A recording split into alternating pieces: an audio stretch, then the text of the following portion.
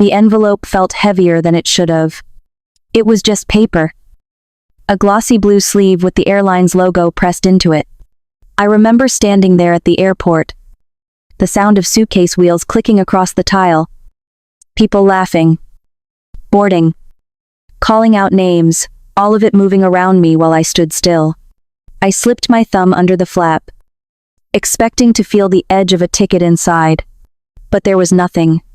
Just air. For a moment, I thought there'd been a mistake. Maybe they'd handed me the wrong one. Maybe it had fallen out. I looked up, searching for my son's face, some sign, on some reassurance, but he wasn't looking at me. The crowd swallowed him, and I realized no one was coming back. My fingers tightened around that empty envelope until it bent. The chill from the air conditioning touched the back of my neck, sharp and sudden, like realization itself. The smell of coffee and jet fuel filled the air. All those families around me hugging, laughing, starting adventures while I stood there trying to understand how mine had just ended before it even began. My name is Helen Matthews. I'm 68 years old. And that morning, I learned that sometimes betrayal doesn't arrive with shouting or anger, it arrives in silence. In an empty envelope that tells you exactly how much you're worth. How does a mother forgive herself for raising someone who could do this? The table was beautiful that night. I still remember the soft glow of candles flickering against the polished wood. The faint scent of rosemary and baked sweet potatoes filling the air. Melissa had set the table, perfectly linen napkins folded like swans. Little name cards tucked beside the wine glasses. Ryan sat at the head, his sleeves rolled up, laughing at something their daughter, Emily, had said. For a moment, it felt like what family used to mean: warmth, noise, and being seen. I brought my sweet potato casserole, the same one I've made every Thanksgiving for 20 years. When Melissa complimented it, my chest filled with something that almost felt like gratitude. I'd miss this, the simple comfort of being included, of belonging somewhere again. The candles danced between us, their light soft enough to blur the years that had separated me from my son's world. As dinner went on, Ryan's voice carried the conversation like it always had. He talked about work, about how fast Emily was growing, about the need to make more memories together as a family. There was a glow in his eyes when he said it, a mix of pride and persuasion that reminded me of the boy who used to convince me to stay up late so he could finish a puzzle. It sounded so pure, so genuine, that I didn't notice the shift right away. It started small, the way he leaned forward, talking about how experiences matter more than things, how travel could bring us closer. He painted it so vividly I could almost see the cobblestone streets of Rome, the Eiffel Tower glimmering at night. My heart lifted just listening to him. But then, something in his tone changed. It became rehearsed, careful. He spoke less about memories and more about logistics, costs, deposits, timelines. Melissa nodded along, her hand resting gently on his arm, her smile steady and polite. I looked around the table then. Emily was scrolling on her phone, half listening. Melissa was radiant, attentive. Ryan was confident, persuasive. And me, I was just happy to be invited back into the picture. Still, somewhere beneath the warmth, I felt a faint tug in my chest. It was small, almost nothing like the quiet note of a wrong key in a beautiful song. I brushed it aside, convincing myself I was imagining it. After all, it had been so long since we'd all sat down together. I didn't want to ruin it with doubt. That night, when I got home, I caught myself smiling as I washed the casserole dish. The house smelled of cinnamon and candle smoke. I told myself things were getting better, that Ryan's words about family had come straight from the heart. But a part of me, the part that had learned to listen carefully, couldn't help but wonder why his warmth had sounded so much like a sales pitch. It was a small thought, one I pushed away as I turned off the lights. I didn't realize then how right it was to keep that light burning a little longer. Ryan always had a way of making big things sound simple. The next time we spoke about the trip, his tone was light. Casual, like we were just finalizing dinner plans. He said they'd found an amazing deal for the flights. That all they needed was a quick deposit to lock everything in. He mentioned the number so effortlessly that at first I didn't even process it. 20,000. The words floated past me like small talk. He smiled when he said it, the same smile he used as a boy when he wanted something he knew I'd eventually give. I remember nodding, trying to keep my face calm while my thoughts scrambled to catch up. 20,000. That wasn't small talk. That was my savings. But he made it sound noble. Almost poetic. He talked about how experiences mattered more than money. How Emily should see the world while she's still young. How I'd always said family was the best investment. Melissa chimed in softly, her voice smooth and reassuring. She said it would mean the world to them. That I'd be giving a gift they could never repay. I wanted to ask why it had to come from me. Why no one else was offering to share the cost. But I didn't. Instead, I found myself thinking about being at that table again. About belonging. About the warmth I'd felt that night. Saying no would have meant stepping back into the cold. So the next morning, I called the bank. My hands trembled slightly as I confirmed the transfer family trip. Europe, and I drew a small heart next to the note in my ledger. I told myself it was love. That this was what love looked like at my age, giving. Trusting. Believing. But even as I hung up, a quiet voice inside whispered that maybe love shouldn't feel so much like a transaction. The morning of the trip felt different. I woke before the sun. The kind of quiet hour when even the air feels careful. The house was still. The kitchen light soft and yellow as I poured my first cup of tea. Steam rose gently from the mug, curling in the cool air. I'd already checked my suitcase twice. But I found myself opening it again just to be sure. Everything was neatly folded. 2 sweaters. One soft gray and one cream. A pair of slacks I hadn't worn in years. My comfortable flats. Freshly polished. I tucked a small bottle of lavender lotion in the side pocket. That scent always calms me. Reminds me of when Ryan was little, and I used to dab it behind my ears before tucking him in. Back then, he'd say I smelled like home. I smiled, remembering that how proud I'd been when he became the kind of man who could lead. Decide. Organize. This trip was proof of that. I told myself. A family adventure. Something to bring us together again. I wanted to believe that this was his way of saying he still needed me. That maybe all the distance between us had been a misunderstanding. When I came downstairs, they were already bustling. Ryan was on the phone. Pacing. His voice firm and focused. Melissa was reorganizing her travel pouches. And Emily sat by the door, scrolling through her phone. Earbuds in. I offered to help with their bags. But Ryan brushed it off. Smiling absently. I told myself not to read too much into it, that they were just busy.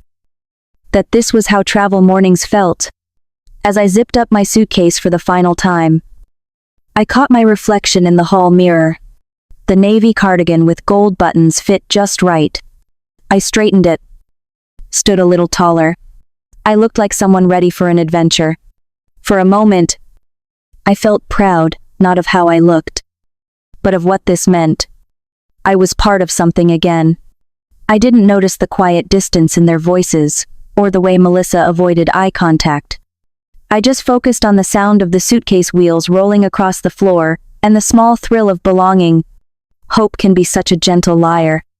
When the car door closed and we began the drive to the airport, I looked out at the pale morning sky and thought, this is what love does, it believes. I held on to that thought, not knowing how much it would cost me. The airport was alive in a way that made me feel small voices overlapping. Rolling suitcases clattering against Tila. The constant hum of engines somewhere beyond the glass. The air smelled like coffee and jet fuel. Sharp and clean. I followed behind them, my suitcase clicking rhythmically across the floor, trying to match their pace, but always a few steps behind. Ryan was talking into his phone, giving instructions in that quick, efficient tone that made people listen. Melissa adjusted her travel pillow, and Emily moved through the crowd without ever looking up from her screen. For a while, I let myself believe this was how families traveled: a little chaos, a little distance. I held the envelope with my ticket inside, tracing the embossed airline logo with my thumb. It felt real, solid, proof that I was part of this. At the counter, Ryan leaned in to speak with the clerk. His voice dropped low. Too low. I caught fragments: my name. System error. Too late. My stomach tightened. I stepped closer, smiling faintly, as if politeness could hold everything together. The clerk's eyes darted toward me, and then away, her hands fidgeting on the keyboard. I could feel the air shift, the invisible wall building between us. He turned toward me with that calm, practiced look, the kind people use when they're about to hurt you but don't want to appear cruel. He said there'd been a mix-up, that maybe it was best if I went home and rested, that the trip might be too much for me anyway. His voice was smooth, almost kind. It took me a few seconds to understand that he meant it, that I wasn't going anywhere. The envelope in my hand suddenly felt weightless, empty. I wanted to ask why, to remind him that I'd paid for this for all of them, but the words wouldn't come. I just stood there, nodding, pretending to understand. Around us, families were laughing, hugging, taking photos at the gate. No one noticed the older woman standing still while her family walked away. I didn't chase them. I didn't call out. I simply turned, gripped the handle of my suitcase, and began walking toward the exit. The wheels clicked against the tile, like a clock, counting something down: maybe time, maybe faith. When the automatic doors opened, cold air rushed in, sharp and clean, cutting through the fog in my head. It was the first honest thing I'd felt all morning. I stepped outside, the sound of engines fading behind me, and for the first time, I let the silence mean what it wanted to. The road home felt endless. The hum of the tires against the pavement was the only sound, steady and dull, like a lullaby that refused to end. I didn't turn on the radio.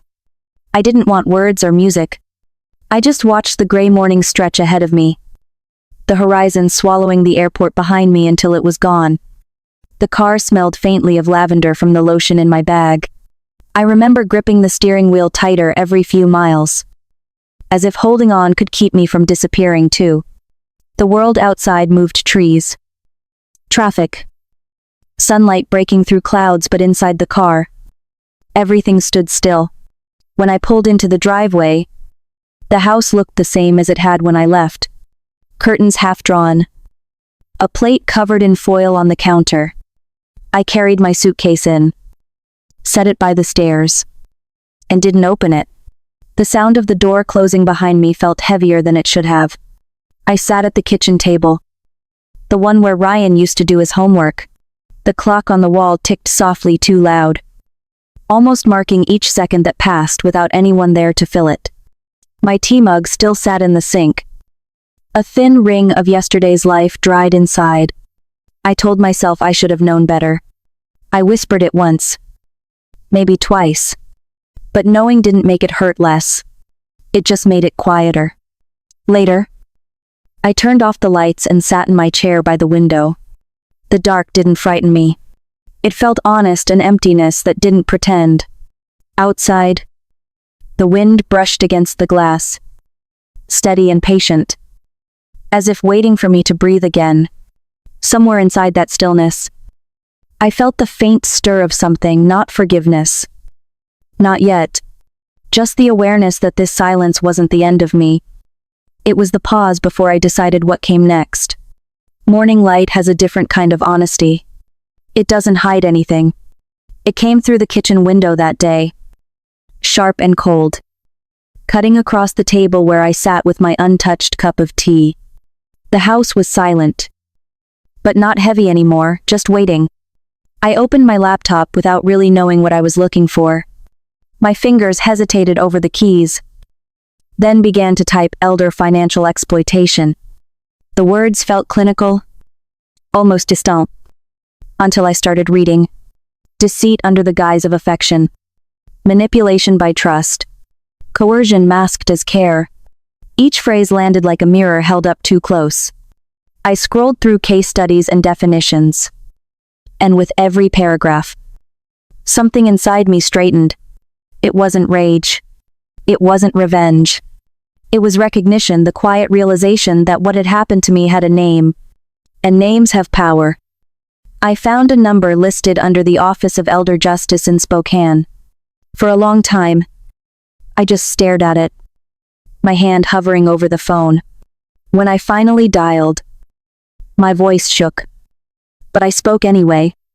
I told my story, every piece of it, from the family dinner to the empty envelope. The man on the other end, Danielle Brooks, listened with the kind of silence that feels like understanding. When I finished, he said he'd help. Just that. Simple. Steady. Believable. After we hung up, I reached for the small notebook beside the phone, the one where I used to write Ryan's milestones. I turned to a clean page and wrote Daniel's name.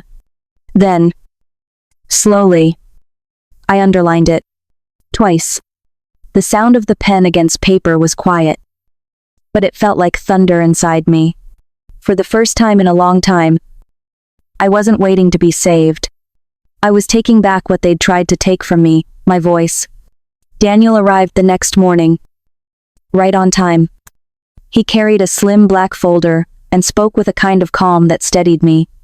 Together, we laid everything out on the kitchen table, the transfer receipt, the itinerary still showing my name, the emails about packing lists.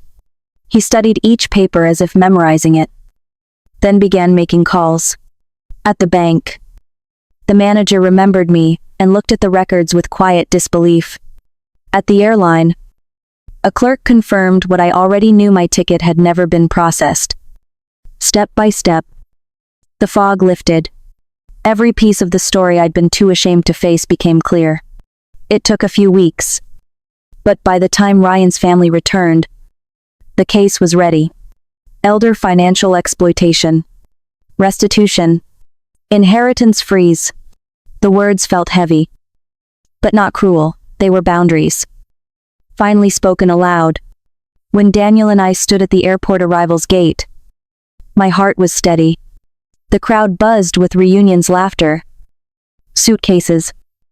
The smell of coffee and jet fuel again. Then I saw them.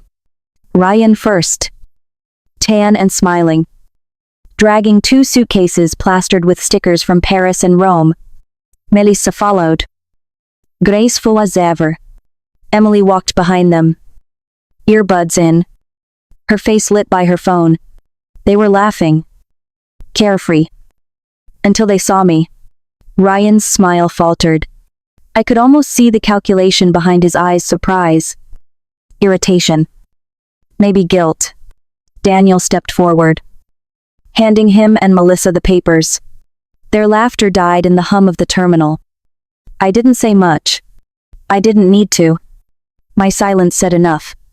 When Ryan finally looked at me, waiting for me to plead or explain, I met his gaze and felt calm, not cold, not vengeful, just done. I told myself, in the quiet of my own mind, that love doesn't mean surrendering your dignity. That sometimes protecting yourself is the most honest kind of love there is.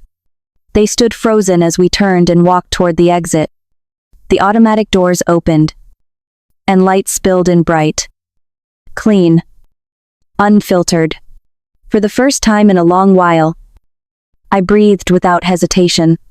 It wasn't victory I felt.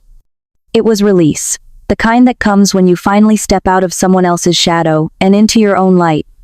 The days that followed were quiet, a kind of stillness I hadn't known in years. Mornings began with sunlight spilling across the kitchen table. The soft sound of the kettle whistling. The scent of toast and rosemary. No more calls from Ryan. No empty promises or polite excuses. Just me. My home. And a peace that arrived slowly. Like something rediscovered. I spent one afternoon at my lawyer's office, signing papers that felt heavier than their weight. I crossed out names I never imagined removing: Ryan, Melissa, even Dana. Each line I drew felt both final and freeing. A new trust in my own name. No family signatures. No shared access. Just mine. When I left, I didn't feel guilt. I felt light. Daniel helped me set up protections I hadn't known existed: alerts, safeguards, boundaries. Words that used to sound cold now felt comforting. Boundaries weren't walls, they were doors I could finally choose when to open. I started spending more time at the community center, helping with a small workshop for older women. We called it Finding Your Voice. Though most of us were still learning how. I shared what I'd been through without naming names. Watching faces soften in recognition. Pain has a way of finding its echoes. At home, my garden began to bloom again. Yellow tulips. My mother once said they meant hope. Every morning, I opened the curtains and saw them catching light. For the first time in a long time, I wasn't waiting for anyone to come back. I was already home. The soil was soft that morning, damp from the rain the night before. I wore my old gloves and moved slowly, pressing new tulip bulbs into the earth. The air smelled of spring, that mix of fresh grass and renewal that always makes you breathe a little deeper. I wasn't rushing. I'd learned there's no need to anymore. Growth happens in its own time. I was brushing the dirt from my hands when I heard a knock on the door. It was light. Hesitant. When I opened it, Emily stood there alone. Her hoodie a little too big. Her eyes down. For a moment, neither of us spoke. I just stepped aside. She walked in quietly, looking around the house like she was remembering something. We ended up outside, standing among the tulip sprouts, their green tips just breaking through. She didn't ask about the past, and I didn't offer it. We just walked the garden's small path together. When we circled back to the porch, she wrapped her arms around me, a small, sudden hug. Warm and trembling. I felt her heartbeat against my chest. Quick and real. It only lasted a few seconds, but it loosened something I didn't know I was still holding. After she left, I sat on the porch and looked at the garden. The tulips weren't blooming yet, but they would. They always did. My mother once told me you plant hope early before the season turns. It's what keeps the door open for light to find you again. I smiled, watching the sunlight touch the soil, and thought maybe that's all healing really is. Planting what was broken, and trusting it will grow.